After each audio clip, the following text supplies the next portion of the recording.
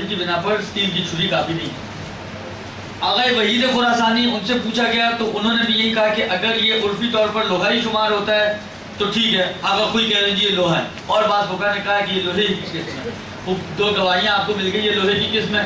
لہٰذا آغا سیستانی والے اگر آغا وحید کی طرف رجوع کر لیں تو ان کی مشکل حل ہو جائے گی, اوور آل آپ کی مشکل حل ہو جائے گی. ایک مسئلہ, ان کے سوال سے ایک اور مسئلہ مجھے یاد آیا کہ ایک سوال یہ پوچھا گیا ہے کہ بعض اوقات سنی لوگ جب ذبح کرتے ہیں تو قبلے کا خیال نہیں رکھتے, تو آیا اس حیوان کو کھایا جا سکتا ہے یا نہیں کھایا جا سکتا؟ اگر کوئی کا بھی یہی مسئلہ ہے, اگر سیستانی کا بھی یہی مسئلہ ہے, ان دونوں نے یہ فرمایا ہے کہ یہ ذبح کرنے والے کے اعتقاد کے تابع ہے. حیوان آیا مزکہ بنتا ہے یا نہیں بنتا ہے وہ اس کے اعتقاد کے تابع ہے. بسم اللہ پہ کوئی کمپرومائز نہیں, کیونکہ وہ بھی مانتے ہیں ہم بھی مانتے ہیں. اگر ان کی شریعت کے مطابق قبلہ رخ ہونا واجب نہیں سمجھتے وہ, تو پھر بغیر قبلے کے ذبح کیا گیا ہے تو اس کو کھایا جا سکتا ہے, اس کے کھانے میں کوئی حرج نہیں ہے. یہ آپ کے گوشت سے مربوط کچھ چیزیں ہوں گی. اب ہم چلتے ہیں مچھلی کی طرف. 15 منٹ میں مچھلی لے ہیں, اب کافی مسالہ رچ بس گیا ہوگا, درست گرم گرم ہوگی تو کھانے میں مزہ بھی آئے گا. تو مچھلی کا جہاں تک مسئلہ ہے, عرض کروں آپ کی خدمت میں کہ مچھلی کی سب سے پہلی شرط کھائی جانے کی یہ ہے کہ وہ اس کے اوپر چھلکا ہونا چاہیے, اسکیلز ہونے چاہیے, چاہے ایک ہو چاہے ہو, لیکن جب تک یہ آپ کے ہاتھ میں آتی ہے اتنی تڑپ کے آتی ہے کہ سارے اسکیل اس کے پانی میں گر جاتے ہیں, کوئی حرج نہیں. اگر ہیں تو کافی ہے, ہونا کافی ہے. آپ کا دیکھنا ضروری نہیں ہے, یا یہ ضروری نہیں کہ آپ کے پاس جب پہنچے تو اس کے اوپر کچھ اسکیل چاہے 2-4 ہی بچے رہ جائیں, نہیں, ان میں سے کسی چیز کی ضرورت نہیں. صرف یہ اگر طے ہو جائے کہ اس کے اوپر اسکیل ہیں, ولو ایک, ولو بہت جلدی جھڑ جانے والے ہوں, تو وہ کافی ہے اس مچھلی کے حلال ہونے کے لیے. یہ ایک چیز. دوسری چیز اس میں بھی جو ہمیں چاہیے وہ یہی کہ اس کا بھی تزکیہ ہونا چاہیے. جو بھی حیوان ہے اس کا تزکیہ ہونا چاہیے. البتہ ایک مسئلہ بعد میں آئے گا, چلے میں اس کو بعد میں بتاتا ہوں. جی, کے جو اسکیلز ہوتے ہیں, فرض کریں اس پوری مچھلی کے اوپر ایک اسکیل موجود ہے تو بھی کافی ہے. یعنی تعداد میں ضروری نہیں کہ کوئی 100-200 ہو تو مچھلی حلال ہوگی.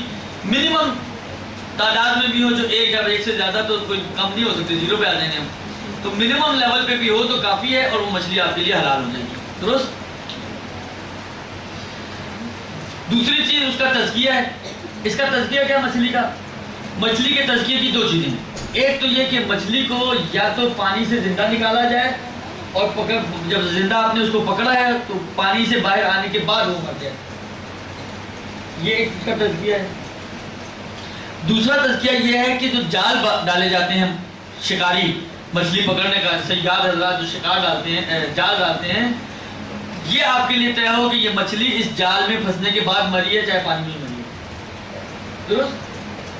یہ 2 میں سے کوئی ایک چیز آپ کے لیے طے ہونی چاہیے.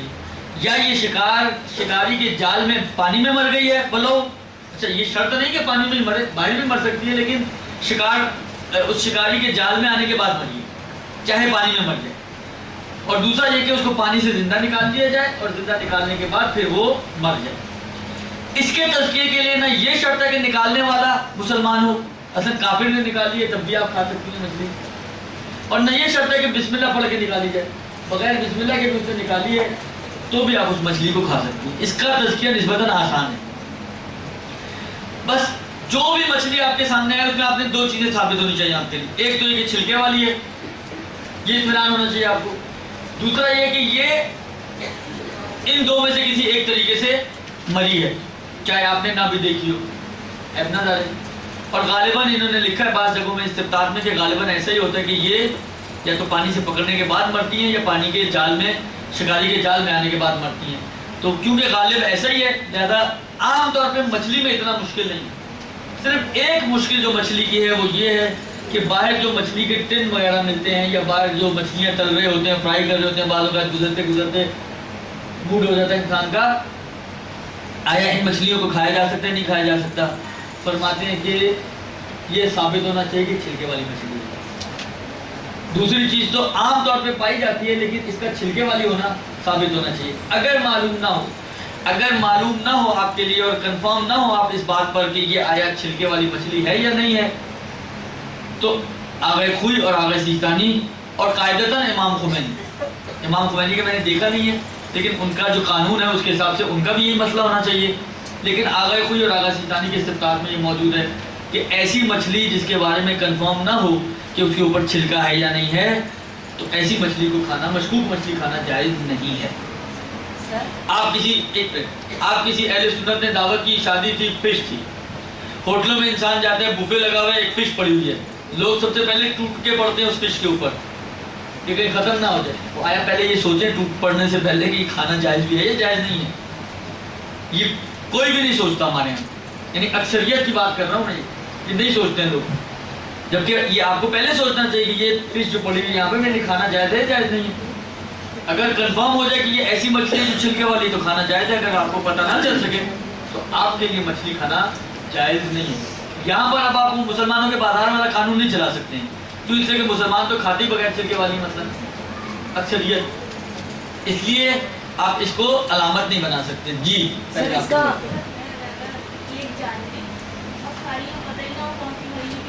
آغایوں نے کہا کہ جو آپ کے سامنے مچھلی آئی آپ کو اس کا اطمینان ہونا چاہیے کہ یہ یا تو زندہ پکڑی گئی ہے اور بعد میں مری ہے یا جال میں مری ہے، اگر اطمینان نہیں ہے تو آپ نہیں کھا سکتی۔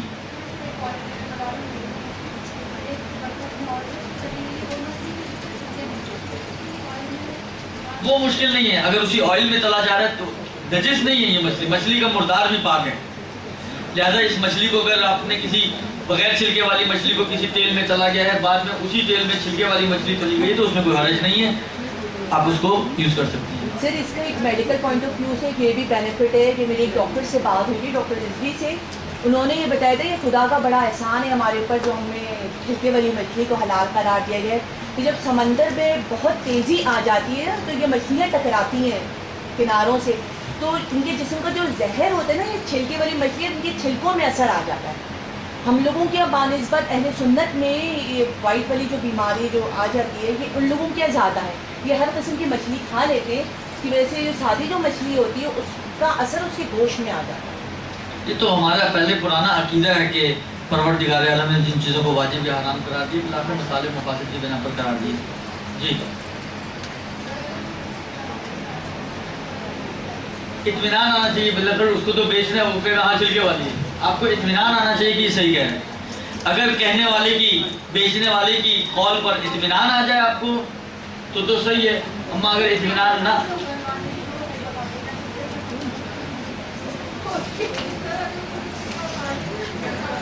مچھلی کھانا چھوڑ ساری بات، مچھلی کے انڈے تابع مچھلی ہیں، اگر مچھلی جائز ہے تو اس کے انڈے بھی جائز ہیں، اور مچھلی حرام ہے تو اس کے انڈے بھی حرام ہیں۔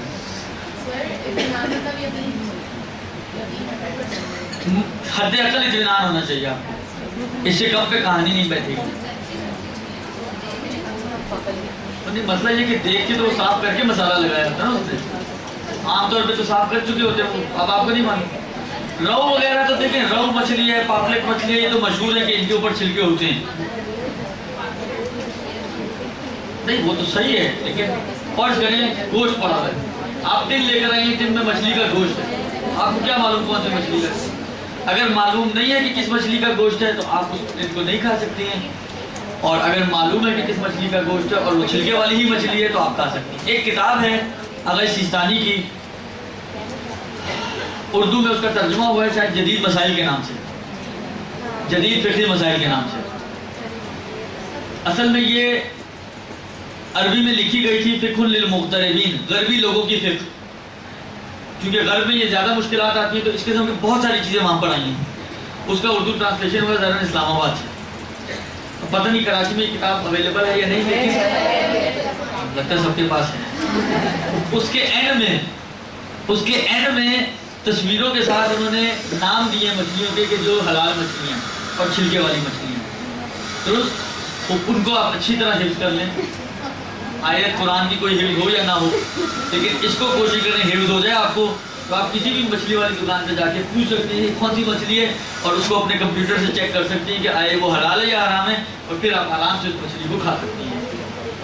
تو یہ مسائل ہیں، ان کی سمجھیں आउट लाइन है, सारे मसले पलटते हैं इन्हीं मसलों की तरफ। एक हफ्ता है आपके पास, गौर कीजिएगा, सोचिएगा, अगर मौका मिले, कभी फुर्सत मिले घर के कामों से अगर करती हो तो इस पर गौर कीजिएगा और सोचिएगा, और अगर कोई सवाल हुआ तो इंशाल्लाह अगले हफ्ते आप मुझसे पूछ सकती हैं। मैं एक आप ये देखें, बाद जगह हमने खुद मुशाहिदा किया कि हड्डी काटने वाला किबला रुख होकर नहीं काटता, तो मैंने अर्ज़ कर दिया अगर वो अहले सुन्नत है और उनके यहाँ क्योंकि इतना मोतबर नहीं है, लिहाजा आप खा सकती हैं, मुश्किल नहीं है। जवाब मिल गया।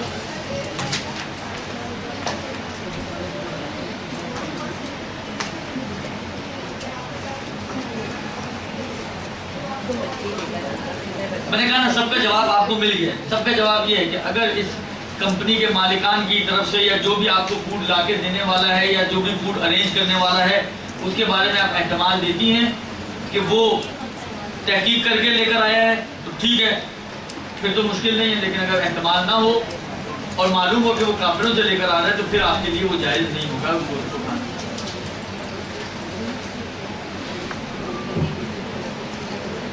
अच्छा, इसका मसला ये था कि मुर्गी की गर्दन और पीठ में जो हराम मगज होता है, क्या शादी ब्याह में सालन में भी होता है? तो देखिए ये हराम है, नजिस नहीं है।